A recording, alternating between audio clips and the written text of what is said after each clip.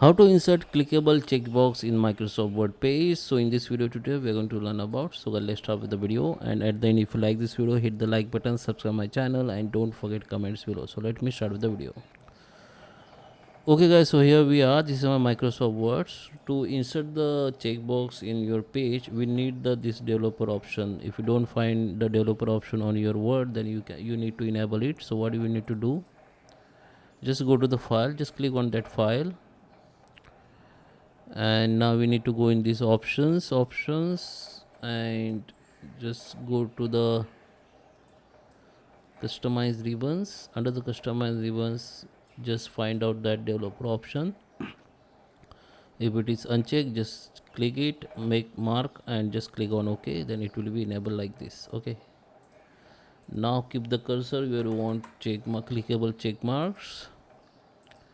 If you want check marks here, I just need to click and keep the cursor here, go to the developer, and here you can see the option called check marks. Just click on it, the check marks will be inserted. Okay, so this is when you click on it, you can see this is the cross symbol. When you click on it, and if you want to change this mark from this cross to check mark, then you can also change from here. Okay, just select that check mark box, just click within, or just click on these three dot options.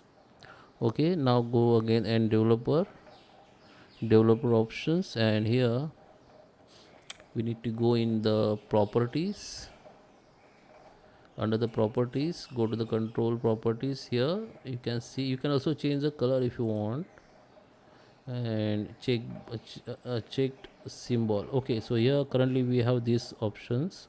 This symbol has been selected, but if you want to change it, go to the change, and from here you can select it. Okay, click on OK. Now when you click on it, the check mark symbol has been changed from cross to that one. Okay, so that is how you can insert the check mark.